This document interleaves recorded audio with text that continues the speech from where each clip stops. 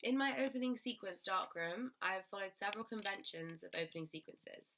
The first is the ident. Production companies have and use idents at the start of their film so that the public knows what company has made the film they're about to watch. They're usually shown before the film is put on.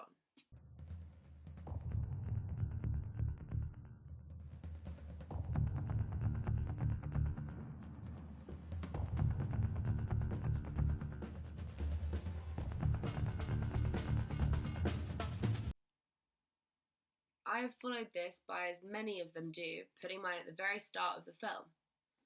There are lots of many famous idents which most people could pick out. For example, Pixar and 21st Century Fox.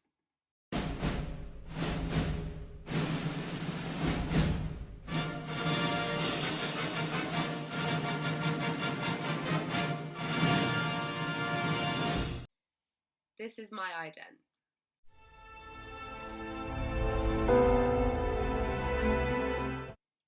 I was particularly inspired by the Carloco logo, which I saw in many classic action films as I was growing up.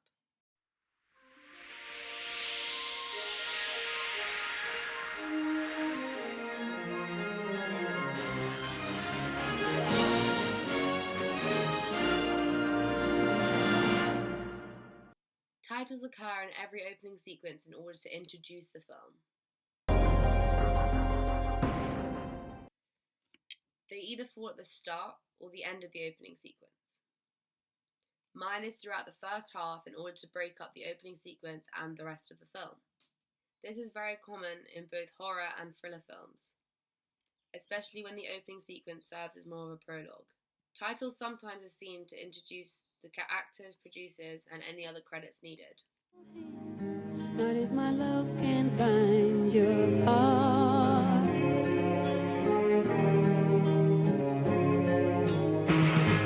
There's no need to. However, they sometimes fall at the end of the film as total credits.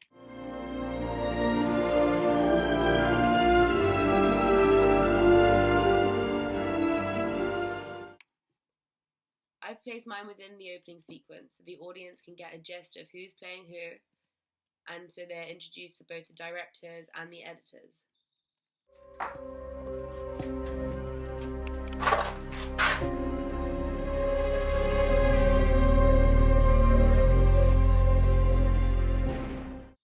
Flashbacks are a very common convention of opening sequences, as it is a very good way to set the scene for the rest of the film. In my opening sequence, there are several mini flashbacks which consist of videos of when the stalker previously filmed and followed the young girl.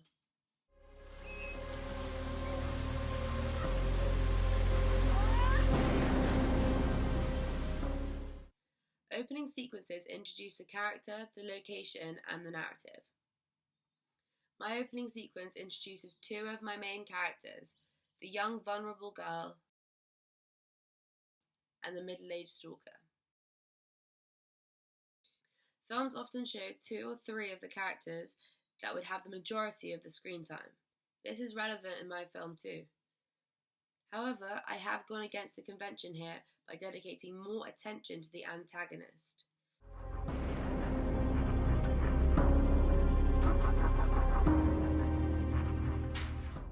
Usually in these films, the protagonist gets more screen time, especially in the opening sequence, and sometimes the antagonist isn't revealed at all. I wanted to show more of the antagonist to reveal some of his motives and make him a more complex, layered character.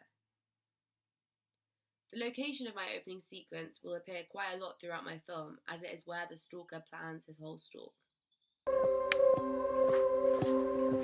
This isn't always the case. Often the opening sequence is set in a place where there is a couple of scenes thereafter. However, it isn't the location for the majority of the film.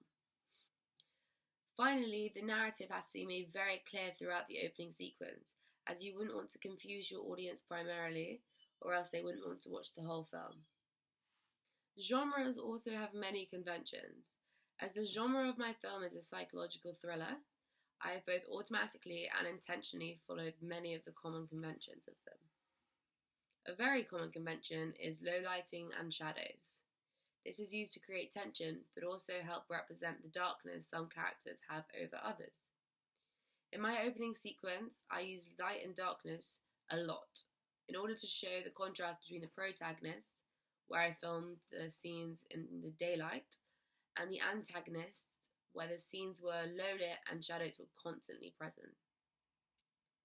Location is also key, as there are some places, such as basements and prison cells, where the psychological thrillers tend to take place, as it helps portray a more horror and scary atmosphere.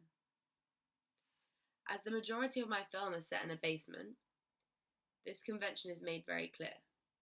One of the key reasons for this is it is so mundane that it's suggesting to the audience that a serial killer type could be living on their street and they would have no idea. This makes them feel uneasy throughout the film. The sound in this type of genre is often eerie, with lots of Foley sound over the creepy music to create a lot of tension. I did this by using the program Filmstro. Filmstro allowed you to have a bass track and then change the power, the momentum, and the tempo. So by looking at your film and seeing the bits where you want to be more creepy and eerie and where you want it to be less, you could change that by changing these 3 sections. This is clearly shown in my film as there is a lot of clear background sound over my music. Editing is often slow paced to create suspense. Flashbacks are also very common, as they portray a distortion of time. While the editing is used, the sequence can be described as having a montage editing.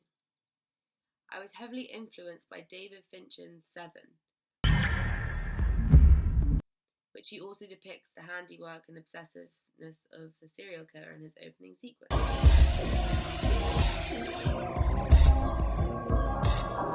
My film and Seven also share the convention of the antagonist having the stalker board, where they collect all the details of their potential victims, or in my case, victim. The other props that are conventional in thriller films include the knife that the antagonist wields. It is highly suggestive of future conflict and danger. My film has several flashback scenes when the clips are shown of the stalker previously following the young girl. This is in order to build up suspense rather than tension, as my film is meant to be more intense and not so slow and filled with tension. It is common in these films to cast a young, attractive female as the protagonist. This is effective as they make them better victims, being naturally weaker and more vulnerable when compared to the antagonist. The antagonists in these films are not fully revealed early on in the films, which I've also followed as my antagonist's face is never released during my opening sequence.